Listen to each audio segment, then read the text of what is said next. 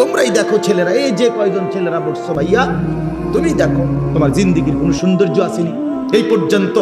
কোন ধরনের চুল কাটলে সুন্দর হয় এটার কোনো স্থির সিদ্ধান্ত নিতে পারছো না। কোন ধরনের গেঞ্জি গাও দিলে তোমারে সুন্দর দেখায় এটার একটা চূড়ান্ত সিদ্ধান্ত নিতে পারছো না। কেমনে হাঁটলে, কেমনে খাইলে, কার লগে আড্ডা দিলে, কি করলে ভাল লাগে তোমার কাছে, তোমার নিজস্ব কোনো স্থির সিদ্ধান্ত নাই। কিন্তু আমরা আলহামদুলিল্লাহ ৪৩ বছর হায়াতে আজ পর্যন্ত আর পাঞ্জাবিও বদলাইতে হয় নাই, টুপিও বদলাইতে হয় নাই, দাড়িও বদলাইতে হয় নাই, লুঙ্গিও বদলাইতে হয় নাই, কিচ্ছুতে বদলাইতে নাই। আগে বুঝা নিছি রাসূলুল্লাহ সাল্লাল্লাহু আলাইহি সাল্লামের সুন্নাত কোনটা, এবার বুঝে ফেলছি মৃত্যু পর্যন্ত এটাই আমার ডিজাইন। খালাস। আল্লাহকে যে ছেড়ে দেয়, রাসূলকে যে ছেড়ে দেয়, সে আর কোনো ঘাটে স্থান পায় না। তার জিন্দিগি ছন্ন ছাড়া, দুর্বল। এজন্য আল্লাহর উপরে ঈমান, আল্লাহর সাথে মহব্বত, আল্লাহকে আঁকড়াইয়া ধরা, এটাই মজবুত, এটা গুরুত্বপূর্ণ বিষয়, এটা গুরুত্বপূর্ণ বিষয়। বিশ্বাস করুন, ঈমান সবচেয়ে বড় সম্পদ। এই পৃথিবীটা যদি আপনি 10-12 পান, আরে ভাইয়া, আর যদি আল্লাহকে হারাইয়া ফেলেন, আল্লাহর কসম আপনি কিছুই পান। পৃথিবীর কিছু না পেয়ে জীর্ণ কুঠিরেও কেউ যদি ইমানদার হয়, হাসরের ময়দানে সে দেখবে বাদশাহ। আমার শায়েখ আল্লামা মুফতি মুশতাকুর নবী সাহেব বলেন, হায় কত কোটিপতি দুনিয়াদার হাসরের ময়দানে গিয়ে দেখবে ফকির। কত জীর্ণ শীর্ণ গরিব দুঃখী ইমানদার হাসরের ময়দানে গেলেই দেখবে বাদশাহ। বাদশাহ, বাদশাহ। এজন্য ভাই এটা জরুরি বিষয়, আল্লাহকে ছাড়তে নাই। আল্লাহকে বাদ দিলে আর কিছুই থাকে না। আল্লাহই মুমিনের বন্ধু, মুমিনের বন্ধু সবচেয়ে প্রিয় আল্লাহ। ওয়াল্লাযীনা আমানু আশাদ্দু হুব্বান লিল্লাহ। কোরআনে আল্লাহ বলছেন, যারা মুমিন তাদের সবচেয়ে বেশি ভালোবাসা আল্লাহর জন্য। কার জন্যে? বান্দা যখন আল্লাহকে পুরা ভালোবাসে, আল্লাহও বান্দাকে পুরা ভালোবাসে। এই ভালোবাসা যখন পূর্ণ হয়, আল্লাহ আর ওই বান্দারে জমিনে থাকতে দেয় না, নিজে ডাইকা নিজের কাছে নিয়ে যায়। হ্যাঁ হ্যাঁ,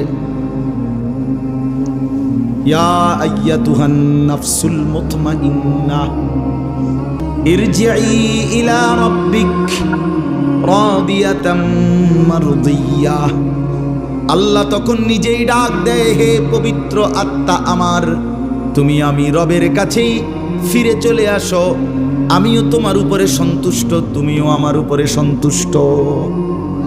রাদিয়াতাম মারদিয়াহ।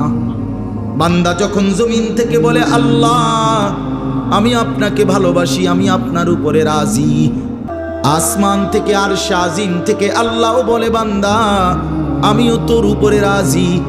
এবার বান্দা যখন বলে আমিও রাজি, আল্লাহও বলে আমিও রাজি। এবার আল্লাহ নিজেই ডাক দেয়, তাইলে আর জমিনে থাইকা লাভ নাই, আমার বান্দা আমার কাছেই চলে আসো।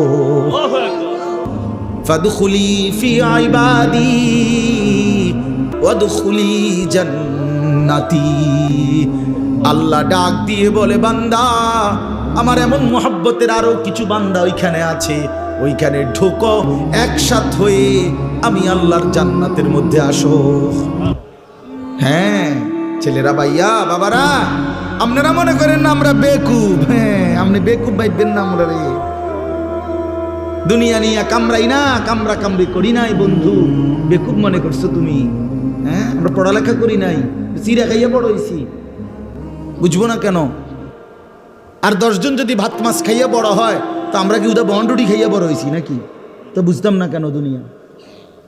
হ্যাঁ, তুমি চালাক হয়ে গেছো। সারাদিন সারা রাত নর্তকীর ছবি, উলঙ্গ নাচ দেখা তুমি যুবক চালাক, আর আমি বোকা।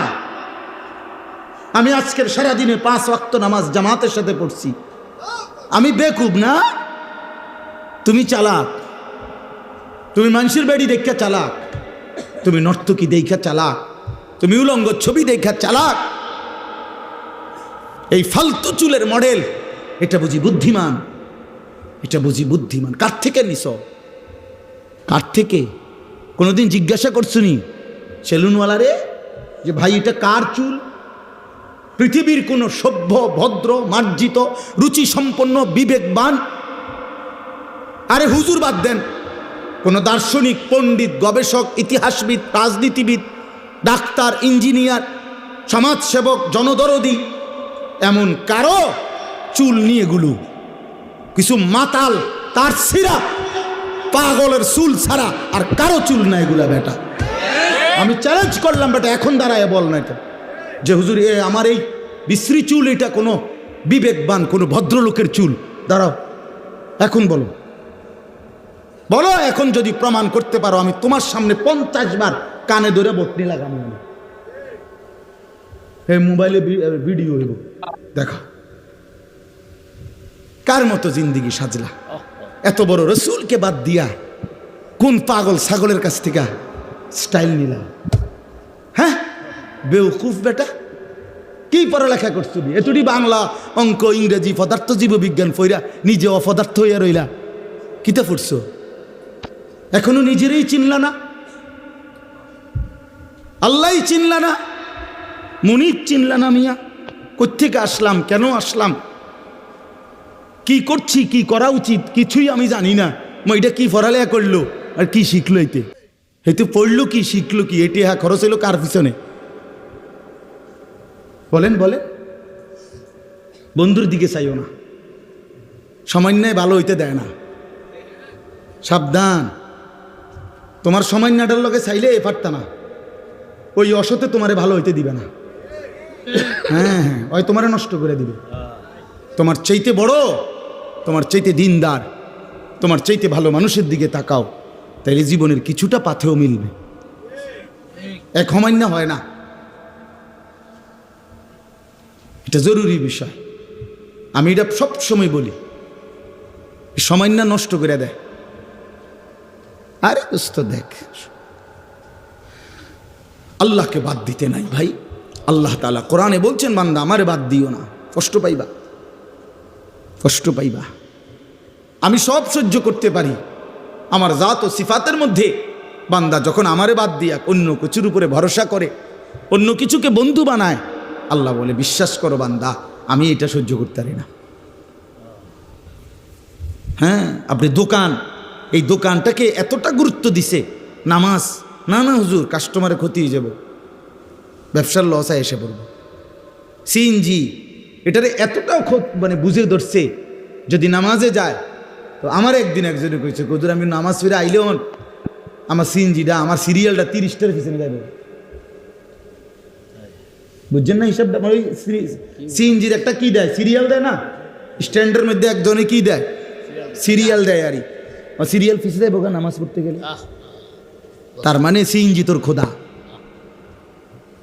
তোর খোদা সিএনজি, তোর খোদা অটো, তোর দোকান তোর খোদা, আপনার ফুতের বিদেশের টাকা আপনার খোদা। এই জন্য সুদে পারো, কিস্তিতে পারো, যেমনে পারো হারাম। আরে আল্লাহ বলছে সুদ হারাম, রাখো মিয়া, কিস্তি হারাম, আর থো মিয়া হুজুর মিয়া, আমার টাকা দরকার। আল্লাহর কথা বাদ দেন। এইভাবে গায়রুল্লাহর উপরে নির্ভর করে এরপরে সন্তানকে বিদেশ পাঠাইছে। 3 বছর লাগছে না, 2 বছর লাগছে না, এবার আল্লাহর রহমতে বিয়ে কইরা এখন আব্বা বুঝেন তো কি আর এরকম সময় আসিনি, এই সংসারে থাকতে পারে না, শহরে থাকবো, কুদুর ফুলাফাইন মানুষ করবো, জিফুত মানুষ করবো। বাপ মারে বাদ দিয়ে এখন জিফুত মানুষ করে। হ্যাঁ, আমরা বুঝি না কার জন্য। আর এখন কি হইল, আল্লাহরেও হারাইলেন, সন্তানরেও হারাইলেন। কি হইল মকবুল ভাই? এই হইল না, আল্লাহরও হারাইলো, সন্তানরেও হারাইলো।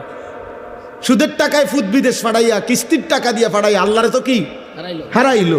এবার ফুতো গেছে গাহন, ফুতো আগের মতো খবর লয় না তো। এবার ফুতো গেল, খোদাও গেল, আল্লাহও গেল, আমনে কি হইলেন? আর খাসিরাত দুনিয়া ওয়াল আখিরা। আজকে এটাই কথা, আল্লাহকে বাদ দিতে নাই।